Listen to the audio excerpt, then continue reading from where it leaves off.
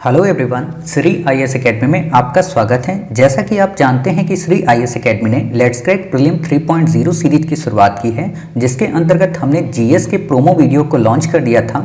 उसी दिशा में ये हमारा सीसैट 3.0 का प्रोमो वीडियो है। अपने इस वीडियो में आज हम देखेंगे कि वास्तव में सीसैट का पेपर होता कैसे है, सीसैट के पेपर को हमें कैसे डील करना होता है और साथ ही सीसैट के पेपर में हम किस तरीके से अपने सारे सेगमेंट को कवर करेंगे, वो फिर चाहे मैथ की बात हो या फिर रीजनिंग की बात हो या फिर कॉम्प्रिहेंशन की बात हो। इन तीनों टॉपिक को हम किस तरीके से प्रैक्टिस करेंगे या किस तरीके से पढ़ेंगे ताकि सीसैट में हम अपने पेपर को काफ़ी अच्छे ढंग से क्वालिफाई कर सकें। ठीक है, तो उसी दिशा में ये वीडियो है। इसको पूरा ध्यान से एक एक टॉपिक को ध्यान से सुनिएगा, क्योंकि इसी के बाद आपकी सारी क्लासेस शुरू होंगी। ठीक है, तो देखिए, सबसे पहले तो हमें ये समझना है कि सीसैट का सामान्य सा मतलब क्या होता है। सीसैट का सामान्य सा मतलब होता है सिविल सर्विस एप्टीट्यूड टेस्ट। ठीक है, आप में से कई सारे बच्चों ने पढ़ा होगा एप्टीट्यूड और एप्टीट्यूड। एथिक्स में आप पढ़ते हैं, एथिक्स का सिलेबस ही है ethics, integrity and aptitude. Aptitude का मतलब ये होता है अभिरुचि। अभिरुचि का सामान्य सा मतलब ये होता है किसी भी चीज के प्रति आपका लगाव। लगाव का मतलब जैसे आप आईएएस बनना चाहते हैं, तो आप आईएएस क्यों बनना चाहते हैं? आपका लगाव है क्योंकि आपको सेवा करनी है, आपको देश के काम आना है, इसीलिए आप इस एग्ज़ाम को क्वालिफाई करना चाहते हैं। तो आपके अंदर की उस योग्यता को जांचने के लिए इन्होंने इस पेपर को बनाया, जिसका नाम रखा सीसैट, यानी कि सिविल सर्विस एप्टीट्यूड टेस्ट। ठीक है, इसी तरीके से कई सारे और पेपर होते हैं, जैसे कैट होता है, जैसे मैट होता है, जैसे सेट होता है। ये सारे के सारे एप्टीट्यूड टेस्ट होते हैं जो उस एग्ज़ाम के प्रति उस अभ्यर्थी की अभिरुचि को अभिव्यक्त करते हैं। अगर कोई भी अभ्यर्थी इस एग्ज़ाम को क्लियर कर लेता है तो एग्ज़ामिनर या एग्ज़ाम लेने वाली अथॉरिटी ये समझ जाती है कि हाँ, सच में ये सिविल सेवक बनने योग्य है या जिस एग्ज़ाम के लिए आ रहा है वो बनने योग्य है।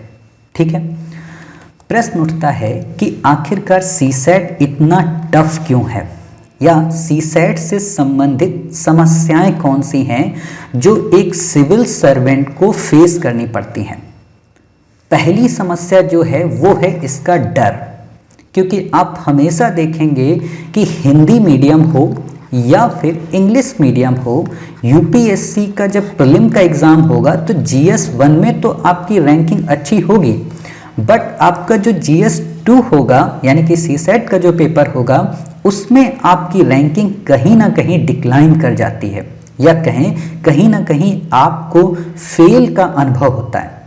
तो इसीलिए इस डर को समाप्त करने के लिए ही हमने 3.0 सीरीज की शुरुआत की है, और अपनी इस सीरीज में हम बिल्कुल बेसिक से मैथ को कवर करेंगे, बिल्कुल बेसिक से हम रीजनिंग को कवर करेंगे और बिल्कुल बेसिक से हम कॉम्प्रिहेंशन को कवर करेंगे। साथ ही इस बेसिक के लिए हम काफ़ी ज़्यादा प्रैक्टिस करेंगे, काफ़ी ज़्यादा प्रैक्टिस पेपर सॉल्व कराएंगे, काफ़ी सारे नए क्वेश्चन देंगे। एक ही टॉपिक को कवर कराने के बाद उसका एक टेस्ट लेंगे और उस टेस्ट के अनुरूप आपके अंदर की सीसैट की अभिरुचि को जागृत करने का प्रयत्न करेंगे। उसी से संबंधित ये सारी बातें हैं।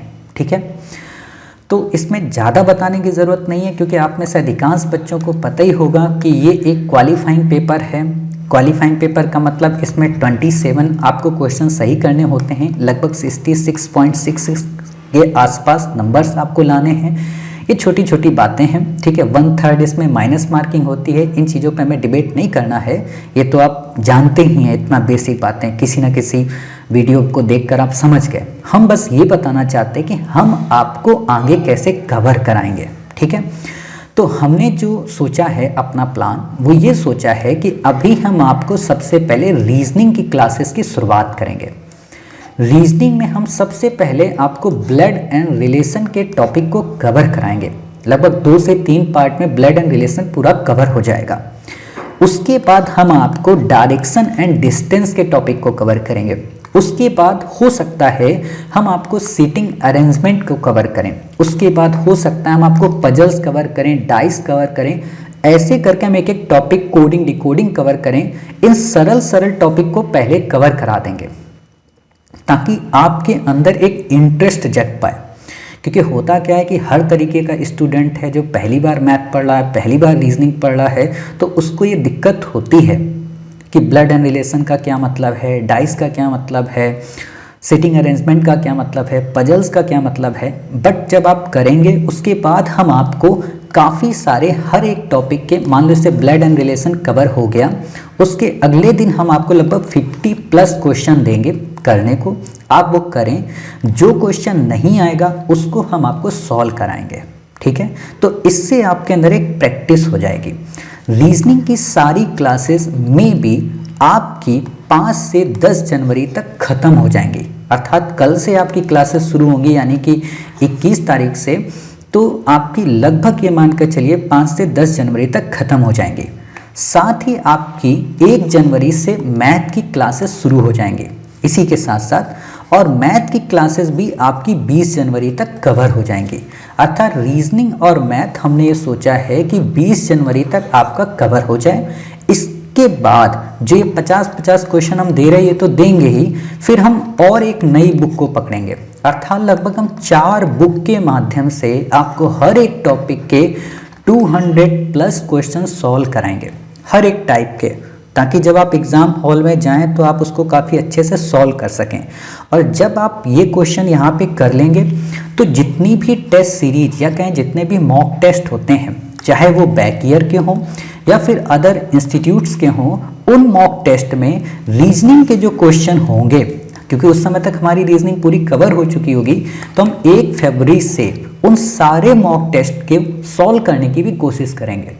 तो इससे आपके ऑटोमेटिक मॉक टेस्ट हो जाएंगे, आपके रीजनिंग का टॉपिक कवर हो जाएगा, और फिर जब आपका फरवरी मार्च तक ये सब हो जाएगा, तब आपको मार्च से बैक ईयर का पेपर ओरिजिनल यूपीएससी का उसको लेकर बैठना है, और उसमें रीजनिंग के, मैथ के, कॉम्प्रिहेंशन के फुल पेपर एक टाइम में अटेम्प्ट करने हैं।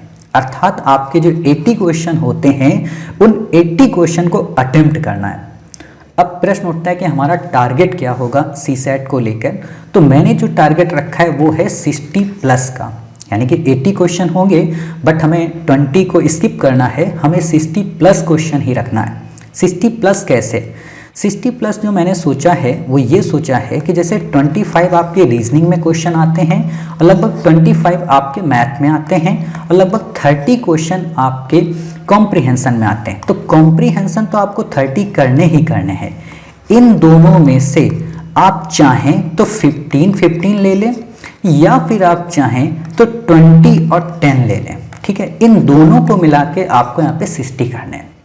जब आप 60 कर लेंगे तब हम ये मान कर चलते हैं आप बहुत अच्छी प्रैक्टिस किए हैं, तो आपके ये 15 ये गलत हो जाएंगे कॉम्प्रिहेंशन के। मैथ में हम आपके मान के चलते हैं कि लगभग 5 ही गलत होंगे, क्योंकि रीजनिंग और मैथ एक ऐसी चीज़ होती है जिसमें गलत होना, या तो आ रहा होगा सवाल तो आएगा, नहीं आना होगा तो नहीं आएगा, ठीक है।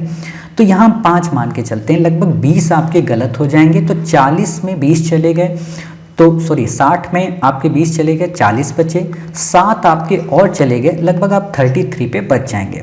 इसलिए हमने 60+ रखा। लास्ट टाइम हमने 50+ रखा था तो बच्चों के नंबर कम आए थे, 23, 24 पे ही वो रुक पाए थे, लेकिन इस बार हमने 10 बढ़ा दिया। और बढ़ाने का मकसद ये है क्योंकि हमारी प्रैक्टिस काफ़ी ज़्यादा रहेगी, और अब की बार हम अभी से शुरू कर रहे हैं सीसैट को, ठीक है। तो इस तरीके से हम सीसैट के प्लान को शुरू करेंगे।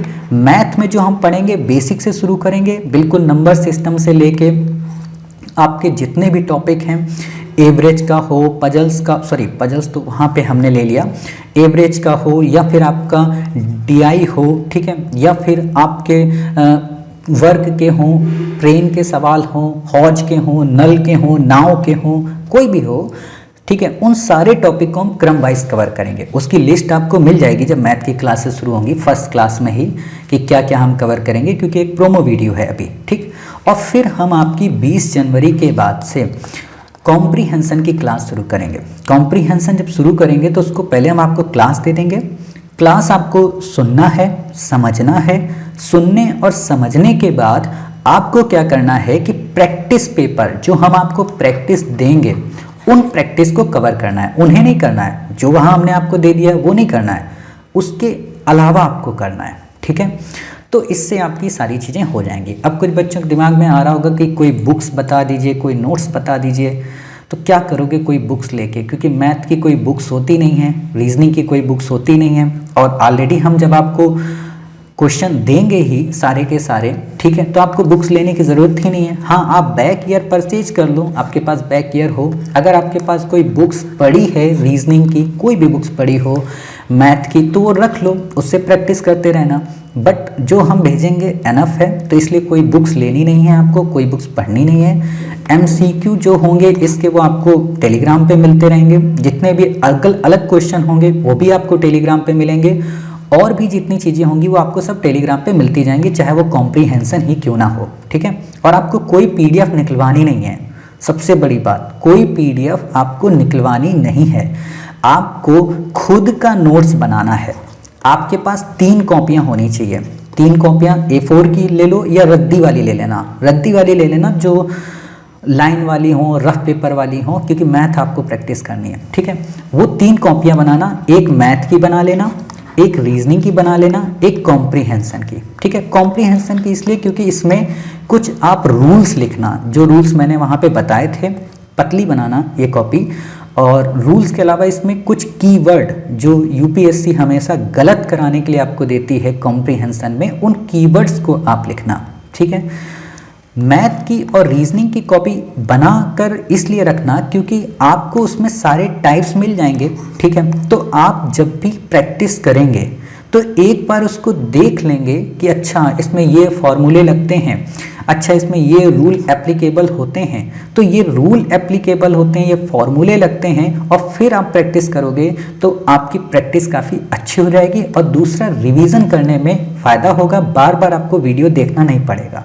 ठीक है, PDF हम भेजेंगे इसी चीज़ की स्क्रीन की, तो PDF से बस आप ये कर सकते हो, सवाल नोट कर सकते हो, लिख सकते हो, लेकिन क्लास सुनना बहुत ज़रूरी है और कॉपी बनाना बहुत ज़रूरी है। ठीक है, जब आप ऐसा कर लेंगे और हमारे साथ तैयारी करेंगे तो हर हाल में आपका 5 जून में CSET हो जाएगा। बाकी इसके अलावा कोई फार्मूला नहीं है, मैं पूरा डिटेल में बताऊं CSET क्या होता है, वो कोई फ़ायदेमंद चीज़ नहीं है। आप YouTube पे जाके किसी का भी वीडियो देख सकते हैं, वहाँ पे आपको मिल जाएगा। लेकिन वही है ना कि CSET कराना इम्पॉर्टेंट है, उसके बारे में कहानी बताना इम्पॉर्टेंट नहीं है। ठीक है, तो हम सबसे पहले कल से रीजनिंग की क्लास शुरू करेंगे। इसके सारे टॉपिक को कवर करने के बाद, यानी कि हम 21 दिसंबर से शुरू करके 10 जनवरी तक इसको ख़त्म कर देंगे। फिर हम मैथ की क्लास शुरू करेंगे। मैथ की हमारी 1 जनवरी से शुरू होगी और ये हमारी लगभग 20 जनवरी को ख़त्म हो जाएगी। इंपॉर्टेंट सारे सेगमेंट होंगे जिससे आपके क्वेश्चन जो 50 आते हैं वो कवर हो जाएं। ठीक है, और प्रैक्टिस ज़्यादा होगी। कॉम्प्रीहेंशन फिर हम आपको शुरू करेंगे 20 जनवरी से। हो सकता है 20 से कर दें, 5 से कर दें, वो देखेंगे जिस हिसाब से हम, या 11 जनवरी से कर दें, वो उस समय देखेंगे, क्योंकि GS भी तो कवर करना है, एथिक्स भी कवर करना है, हिस्ट्री ऑप्शनल भी कवर करना है, सारी चीज़ें हैं, तो उसी हिसाब से हमने टाइम बनाया है। और मैथ है थका देने वाली चीज़, तो इसलिए अभी धीरे धीरे चलेंगे। और जब आपका जनवरी में सब कवर हो जाएगा तो फरवरी से आप टेस्ट सीरीज वगैरह सब लगाएंगे, तो आप एक कॉन्फिडेंट में रहेंगे। और सोचो, आपका अगर जनवरी में CSET कवर हो रहा है तो आपके पास फरवरी बच रहा है, मार्च बच रहा है, अप्रैल बच रहा है और मई बच रहा। अर्थात आप 4 महीने अगर CSET की प्रैक्टिस कर लेंगे, नहीं भी मैथ आती है तो आने लगेगी, क्योंकि हम काफ़ी बेसिक से चलेंगे। हम ये नहीं कि ऊपर ऊपर हवा में पढ़ा दिए, बेसिक से कैलकुलेशन सहित। ठीक है, तो इस तरीके से हम CSET की अपनी क्लासेस कवर करेंगे। उम्मीद है आपको क्लासेस समझ में आएंगी। आपको ये सारी क्लासेस हमारे YouTube के चैनल पे मिल जाएंगी। 3.0 नाम से प्लेलिस्ट होगी, अलग से CSET के कॉमन प्लेलिस्ट होगी, और उसी में अलग अलग प्लेलिस्ट होंगी, जैसे रीजनिंग की अलग होगी, मैथ की अलग होगी, कॉम्प्रीहेंशन की अलग होगी। ऑलरेडी हमने बहुत पहले 2.0 में कवर कराया था, बट हमने रीजनिंग के कुछ टॉपिक कवर कराए थे और मैथ शायद नहीं कवर कराई थी। मैथ मैंने 1.0 में कवर कराई थी। ठीक है, बट अब वो सब छोड़ दो, पुराना नए हिसाब से हम कवर करने की कोशिश करेंगे। ठीक है, तो उम्मीद है आपको सारे डाउट क्लियर हो गए। बहुत ही छोटा प्रोमो वीडियो है, सारी बातें आप समझ गए, क्योंकि शॉर्ट में हमें बातें आपको समझानी थी, ज़्यादा टाइम आपका नहीं वेस्ट करना था। तो कल से हम अपनी रीजनिंग की क्लासेस के साथ मिलेंगे, तब तक अपना ख्याल रखिए, स्वस्थ रहिए। जय हिंद, जय भारत, वंदे मातरम, भारत माता की जय।